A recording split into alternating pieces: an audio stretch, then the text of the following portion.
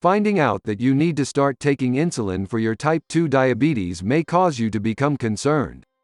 Keeping your blood sugar levels within target range takes a bit of effort, including eating a healthy diet, exercising, and taking your medications and insulin as prescribed. But while it may sometimes seem like a hassle, insulin can help you properly manage your blood sugar, improve your diabetes management, and delay or prevent long-term complications such as kidney and eye disease. 1. Meet with your healthcare team. Working closely with your healthcare team is the first step to starting on insulin. They'll discuss the importance of taking your insulin exactly as prescribed, address your concerns, and answer all of your questions. You should always be open with your doctor about all aspects of your diabetes care and overall health. 2. Put your mind at ease. Starting to use insulin isn't as challenging as you might think. Methods for taking insulin include pens, syringes, and pumps. Your doctor can help you decide what's best for you and your lifestyle. You might need to start on long-acting insulin. Your doctor may also recommend mealtime insulin to help manage your blood sugar levels. It's possible that you may switch to a different insulin delivery device. For example, you may start out using an insulin pen and eventually begin to use an insulin pump. When it comes to your insulin or your insulin delivery system, a one-size-fits-all plan doesn't exist. If your current insulin regimen doesn't work for you, discuss your concerns with your healthcare team. 3. Learn about insulin. Your healthcare team can help you learn different aspects of diabetes self-care management. They can teach you how your insulin works, how to administer it, and what side effects to anticipate. 4. Check your blood sugar. Talk to your doctor, certified diabetes educator, and other members of your healthcare team about your blood sugar testing schedule, including what to do when you're at home, school, or away on a vacation. They may ask you to check your blood sugar more often when you first start on insulin to make sure you're within target range. They may adjust your insulin dose over time depending on blood sugar readings. They may also adjust your dosing schedule depending on your needs. Weight, age, physical activity level. 5. Ask questions. Your doctor and other members of your healthcare team can help you and answer any questions you have about your insulin and diabetes management. Try keeping an updated, written list of questions to discuss during your next visit. Store this list in the notes section of your smartphone or on a small pad of paper that you can easily access during the day. Keep detailed logs of your blood sugar levels, including your fasting, pre-meal and post-meals levels. 6. Know the symptoms. Hypoglycemia, or low blood sugar, occurs when too much insulin is in your bloodstream and not enough sugar is reaching your brain and muscles. The symptoms may occur suddenly.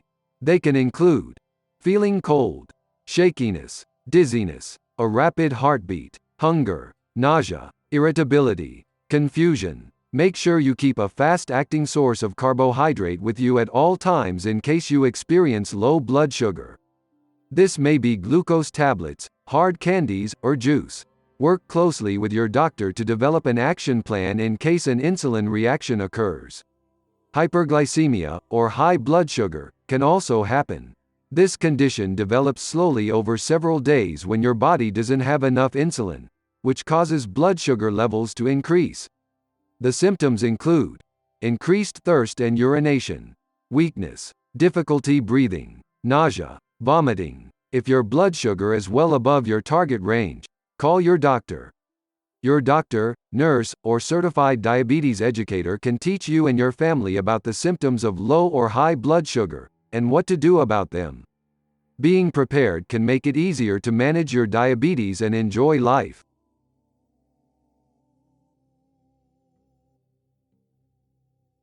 7. Stay focused on your healthy lifestyle.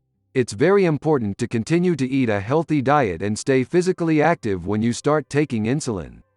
Having a nutritious meal plan along with getting regular exercise will help keep your blood sugar levels within your target range.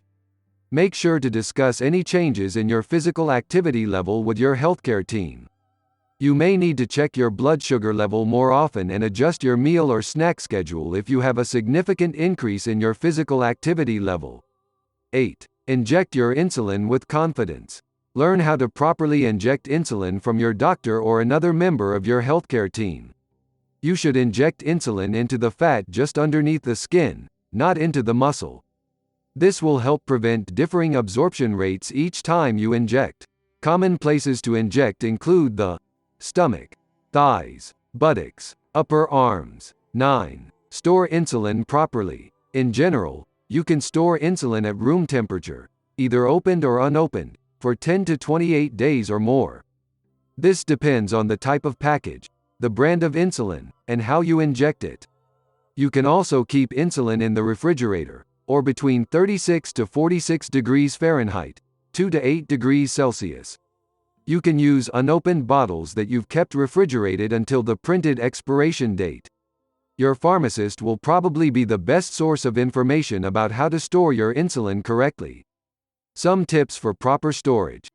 Always read the labels and use open containers within the time period recommended by the manufacturer. Never store insulin in direct sunlight, in the freezer, or near heating or air conditioning vents. Don't leave insulin in a hot or cold car. Use insulated bags to moderate temperature changes if you're traveling with insulin. 10. Be prepared. Always be prepared to test your blood sugar. Make sure that your testing strips aren't expired and that you've properly stored them along with a control solution. Wear diabetes identification, such as a medical alert bracelet, and keep a card in your wallet with emergency contact information at all times. The main goal in treating type 2 diabetes is to manage your blood sugar levels properly to reduce your risk of complications. Using insulin is in no way a failure. It's simply part of your overall treatment plan.